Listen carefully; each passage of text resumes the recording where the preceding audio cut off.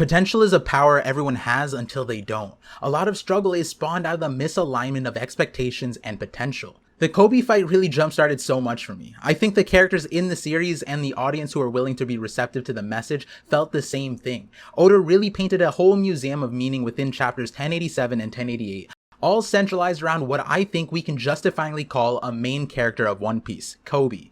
Oda took my expectations and surpassed it, which is probably why it feels so good. And now that Kobe's potential is more concrete, I have some more expectations. But this is inherently the problem with this cycle and loop. And I want to discuss a few things that came across my mind in regards to this fight and what it means for the end of the series. But I also want to connect you with the prediction at the end of the video. So if you're new to the channel, the way I view the world is by making connections. So let me connect you to my vision. The Par Vision. And since I'm great at finding hidden gems, here's my big tip. Sometimes those family jewels are behind the bushes, and to help you reach your family tree is the sponsor of this video, Manscaped.com, the premium brand for men's grooming and hygiene products across the globe. Manscaped offers the best tools and liquid formulations for the big three odor zones, your body, butt, and balls. Manscaped hooked me up with a bunch of stuff from their all-in-one Perfect Package 4.0. First thing to highlight is the Lawnmower 4.0 trimmer. This is Manscaped's 4th generation electric trimmer with advanced skin-safe technology, which reduces nicks and cuts on the most sensitive regions of the body. It's cordless and waterproof, so you can trim in the shower, which makes cleaning up super convenient. With up to 90 minutes of use with a full charge, it has these little LED lights on the front to help you keep track of it. It also comes with a wireless charging dock, and it's great for travel. By tapping the button on the front 3 times, it enables the travel lock feature. Also included in the Perfect Package 4.0 kit are 2 products every dude needs to try: the Crop Preserver Ball Deodorant and the Crop Reviver Ball Toner Spray. Simply apply the Crop Preserver after your shower for all-day body odor protection. And the Crop Reviver is a convenient spritz with cooling aloe vera to quickly refresh the area whenever you need it. For a limited time, you get all this plus 2 free gifts: the Shed Travel Bag and the Manscaped Anti-Chafing Boxer Briefs. Manscaped has the perfect tools for your family jewels, so go to manscaped.com today and get 20% off plus free international shipping plus 2 free gifts when you use promo code PARVISION at checkout. So in tune with today's sponsor, I want to trim some of the conversation and save it for other videos. The topics are so segmented, but I really don't want to lose focus and the true shape of the conversation at hand.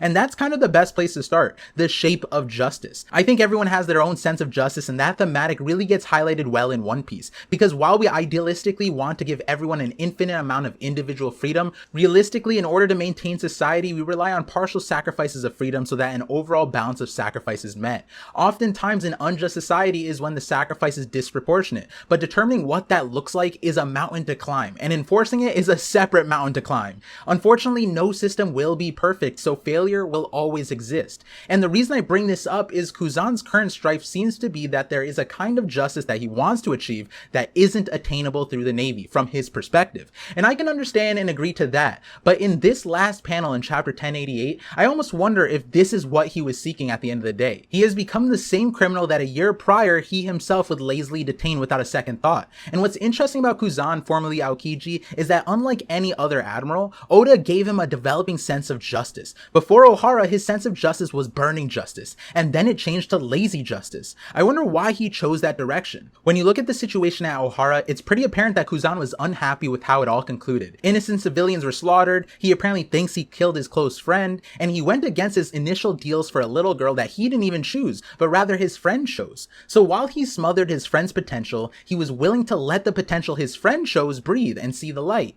So in all of Ohara, he was contradicted. I don't think there was a single thing that happened there that went the way he expected. I think Kuzan had an expectation of what justice was as a Marine eager to climb the ranks, but the reality of what was being enforced stifled his potential. And so his coping mechanism was that to change his justice, and I'll explain what I mean in a second. But I want to dissect something that's so interesting about Kuzan, which was the line he said about justice. He said that justice changes shape based on a person's standpoint. Then he also said justice can make someone go mad. And I can't help but think, especially now, that this can be seen as projection for Kuzan himself. I think the idea of justice is making him go mad because he can't seem to align with what is expected of him. At the Ohara incident, he completely wavered in his decision making, which while I don't agree with Akainu, that is something that can be seen as a more resolved standpoint. Ultimately, I think every decision Akainu made is one that he personally believed in, and that is basically the issue here. Kuzan left the Navy because he feels like his sense of justice clashes with others, but I think it's worse than that. I think Kuzan can't choose for himself. This might might sound confusing, but if you remember my Garp video, I pointed out that basically every canon detail we know of Garp is him basically committing treason. Marineford was probably the only time where his personal values diverged heavily from the decision he ended up having to live with, but it was because he was personally choosing family on both sides. But that's not the point here. The point is that Garp is the epitome of the Navy. While the admirals are there, Garp is the symbol. He is the example. He is what everyone strives to be. So how is it that he basically never follows orders but still gets the acclaim? It's because Garp goes beyond what is expected. In a real world scenario, enforcement agents have to make a momentary decision, and Garp says to not second guess yourself in the heat of the moment and make the decision for yourself. At the end of the day, that decision is yours to live with, not the system's. And to bring it back to One Piece, in a scenario where it seems like there is no right choice, Garp ends up creating the right choice. That is basically the third option that he makes. For most people, that option doesn't seem possible, but Garp makes it a reality. So while Garp is a nuisance to the Navy, he ends up creating his own sense of justice by being the best version of himself. He makes it so that for the most part, his justice ends up satisfying all the requirements needed. And that's where Kuzan handled Ohara completely wrong, and it seems like his understanding of how to change afterwards didn't end up helping him find the right path. The main example I think of Kuzan misunderstanding his potential lies into what he says to Robin. Robin begs for her mom's safety, and Kuzan looks at the island and says there's no saving her. Alright, that's one thing. Now, the civilian rescue boat that was destroyed, it seemed like Kuzan was powerless in that situation as well. Do you remember what Pizarro said in chapter 1088? If the Marines tried to escape in open waters, Kuzan could just freeze them. We actually have seen that Kuzan is more than capable of stopping an entire ocean's worth of water, a tsunami as well. So while Akainu and Aokiji disagree on how it was handled, if Kuzan just acted and froze the entire ocean there, then Akainu wouldn't, or rather couldn't, complain because what he required was satisfied. No threat of escapees because Kuzan would have stopped them in their tracks without killing them. Throughout Ohara, Kuzan is scattered in hesitation and constantly limits his own potential. The justice that Kuzan expected was something he easily could have created. If he wanted to save everyone on Ohara, he could. He could just freeze the island and stop the flames. If he was eventually going to run counter to the Marines, why not just defect there? And he wasn't able to grasp his own potential, and again, from what we know, he seems to think he killed Saul, but his power had the ability to save someone from a buster call. A literal giant target ice statue survived. So Kuzan telling Robin that there's no saving her mom, or anyone else for that matter, is a lie he has to swallow because he has the potential to handle everything. But because he can't stand up for his own justice, he is sitting on his bum while the justice he dislikes takes over. And he thinks things will change just by changing sides, but it won't. Going back to the Pizarro example, even Pizarro could see potential in Kuzan's ability to succeed in the situation, but Kuzan didn't follow through. I wouldn't be surprised if after all of this, someone, namely Blackbeard, asks him how everyone else escaped with him there, and him having to make another excuse like he did with Ohara. And I think it makes sense that he doesn't want to have to stop all the Marines. He doesn't believe in what he's doing right now to the fullest extent, but he is stopping Garp out of obligation, as he says. So again, in the overall handling of Sword's invasion of Pirate Island, Kuzan's potential is hampered because he has to go against what he truly wants to do. And Saul asks a really important question at Ohara, which is, are you proud? Are you proud of what you are doing? I think those words to Kuzan really hit home with what I think Kuzan has an issue with. He can't be honest with himself, because if he were, then he would have no hesitation in being able to answer that question. Hence, lazy justice. And I think this question will end up framing it really well. If Koby were in Kuzan's shoes at Ohara, what would he have done? And I think the answer, the tough answer that Kuzan won't want to acknowledge, is that Koby at almost all stages would have probably done what Kuzan wishes he did himself. Now, Koby might not have had the power to overcome it at every stage, but that's the difference. Regardless of Koby's potential, he will max himself out standing for what he believes in. He could be a feather in the face of a volcano and he would buy a few seconds with his life on the line happily. And what makes it more painful for Kuzan is that he probably knows how capable he is.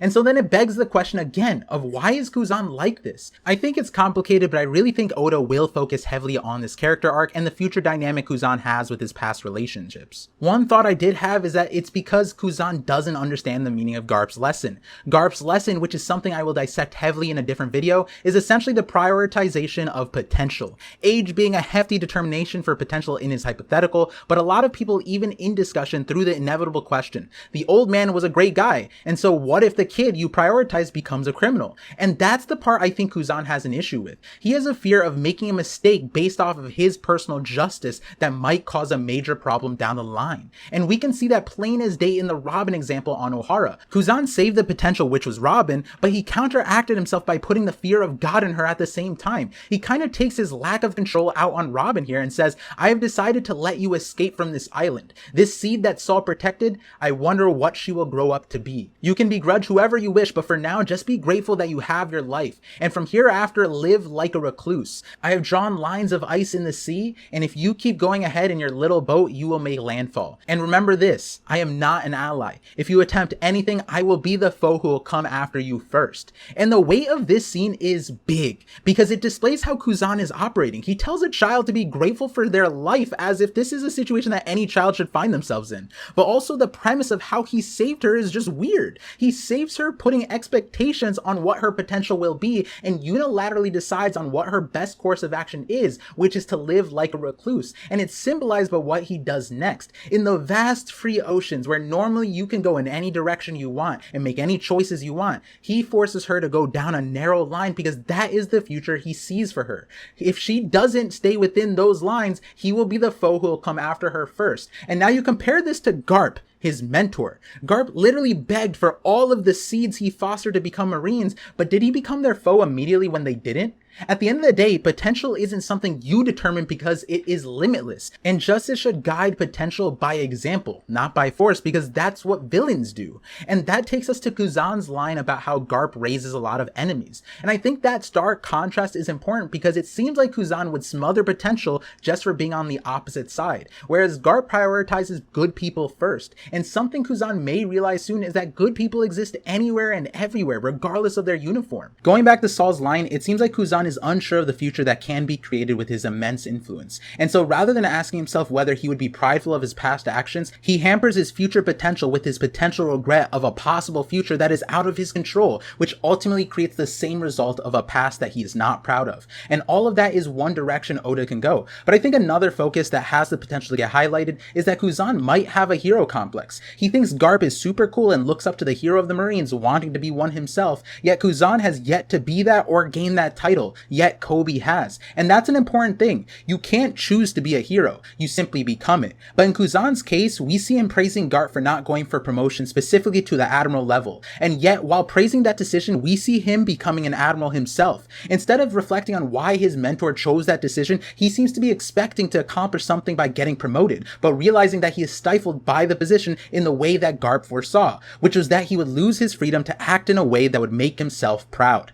Garp declined because he would lose freedom, and it seems like that loss of freedom that Kuzan has right now, where he has to care about his image as an admiral, which is probably a large reason as to why he left the Marines in the first place. And ultimately, his future is now shaken, and that's the thing about ice. Its greatest weakness is being shaken. While Kuzan has a chance to reform, he has to realize that it's not the shape of the world around him that he has to worry about. It's the shape of himself and his own ideals. And when he does that, it'll probably end up looking a lot like Koby. There's so many differences again between Koby and Kuzan, but there's a lot that Kuzan could learn from Koby down to how they gained power. Kuzan seemed desperate to learn from Garp and had gone through every instructor at the Navy, believing this is how he would get to the next level. And when you contrast that with Koby, you see that instead of doing that, he took Garp's training and went beyond that and took it upon himself to train towards a potential he wanted to see. That independence is a really powerful state of mind because while in all regards we see Kuzan as the more powerful being, he actually isn't more powerful in his individual willpower. The moments in Ohara clearly define that for him. He says it's impossible to save people, but where there's a will, there is a way. And Kuzan just had no will. Or rather, he didn't know what to will. But Koby would have known. Koby would have fought for the result that would have made him proud of himself. And even if it meant dying for it. And that is also why Honesty Impact makes so much sense. And if it turns out that his justice is defined as honest justice, then it works really well. And I think by the end of the series, Koby will demonstrate his justice at the highest of levels. And along the way, he will end up battling Kuzan. Right now, what I expect is for Koby and Kuzan to eventually have a Luffy Katakuri fight. There was a kind of understanding that Kuzan couldn't get from challenging Akainu, despite his potential being up there. I think while Koby probably won't outright beat Kuzan, but it will be a test of sorts. Like how Katakuri challenged Luffy's ideals and will by matching him, Koby will ultimately prove how just by being honest himself, that is how he will become the justice Kuzan believes in. Koby in that moment will further demonstrate why he is the future of the Marines, and Kuzan will be surprised, humbled, and gain an understanding of what kind of justice he wants to stand by. I think like Katakuri and Luffy will probably have some kind of dual fighting moment, Koby and Kuzan will bring out a complementary fighting style against a greater evil while carrying on the torch that Garp initially tried to instill in them. I'm curious on what you think, so let me know in the comments, and definitely expect more videos on this topic, and I may do more shorter videos like this related to recent chapters in the near future. So subscribe if you haven't already, and make sure you check out the links in the description to get your Manscaped deal and support the channel. And I'll definitely be making a lot more Koby videos specifically around Conqueror's Haki and other future roles Koby specifically will play in the story. But in this video, I wanted to start the conversation around Kuzan because the way I see it right now, Koby is a limitless potential that will forever use his potential to the max. Koby isn't asking for a thanks in return, nor is he expecting everyone to live by his standards. And this dichotomy and separation in ideals or developmental positions will be an interesting thing to follow. And so, like always, thank you for connecting with me, and I'm looking forward to connecting with you all on the next Part Vision.